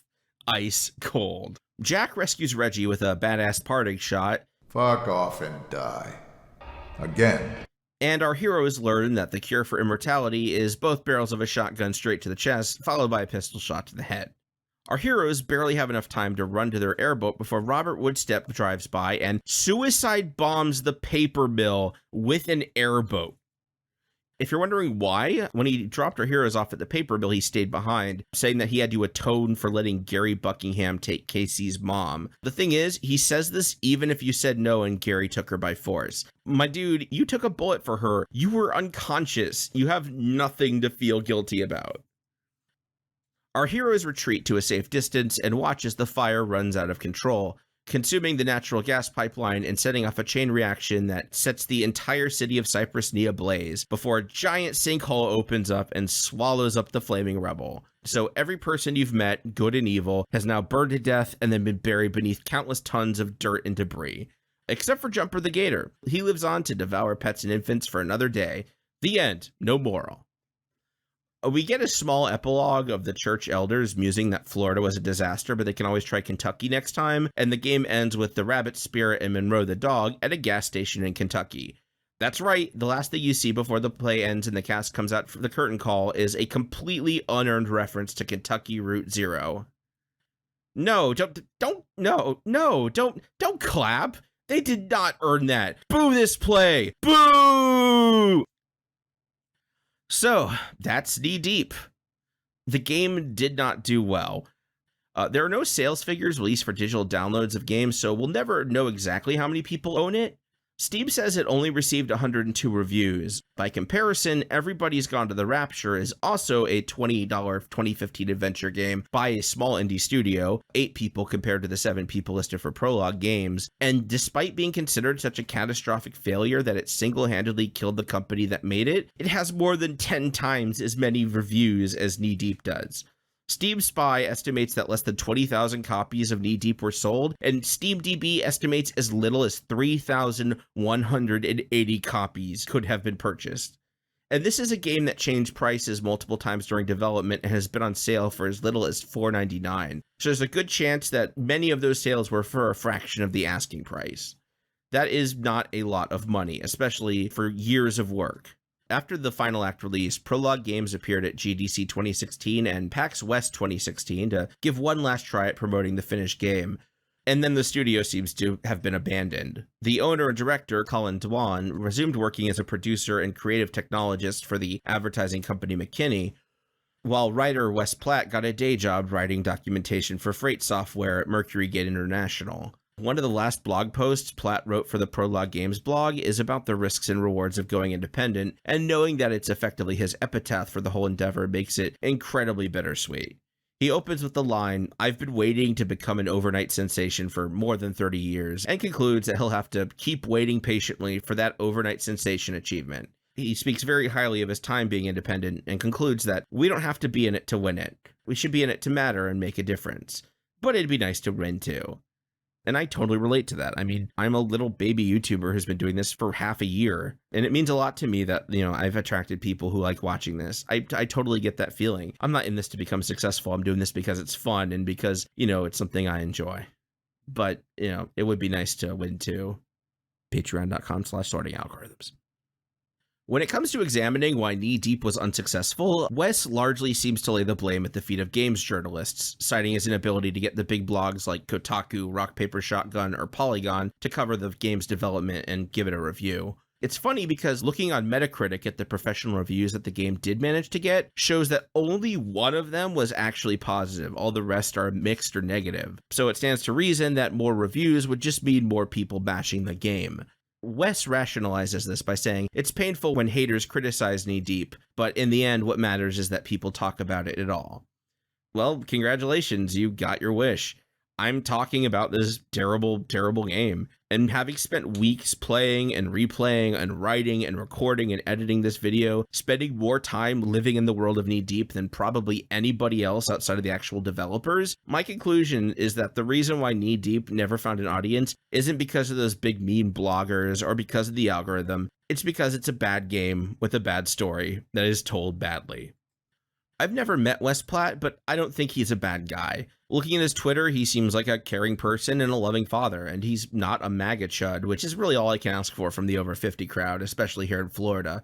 But having read so much of this man's writing, both in this game and in the many, many, many blog posts he wrote to promote it, he seems really oblivious to his own shortcomings as a writer and as a person. This is a man who, in the aftermath of the Pulse nightclub massacre in Orlando, wrote an emotional and heartfelt article about his struggle with the new normal that was largely about how he was sick and tired of incidents like this, not just because of the bloodshed and the heartbreaking losses, but because of the immediate knee-jerk reactions of people turning a tragedy into grist for their ideological mills, whether it's an anti-Muslim agenda or the drumbeat for gun control, and he pleads for a sensible centrist compromise between the two sides. If you can't even pick a side or allow yourself to feel strongly about something as fundamental as the mass shootings that have become daily occurrences in America, then maybe you just aren't equipped for something like Noir that is all about strong negative feelings and deep, dark truths.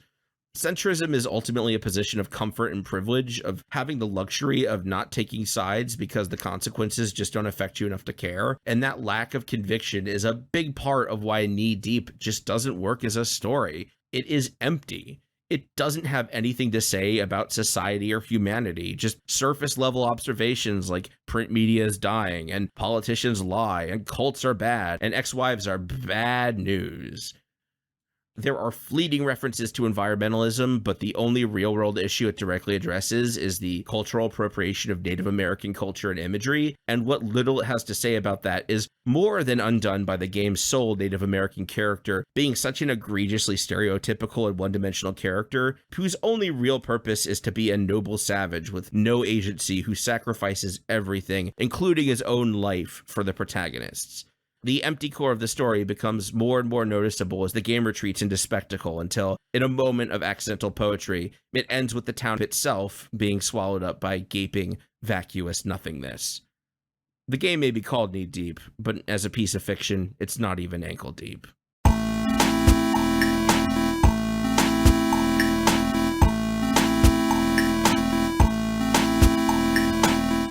thank you for watching what is the longest video I've ever made by far. I'm sure you've noticed the audio quality is a lot better in this. I finally invested in myself and bought some audio equipment.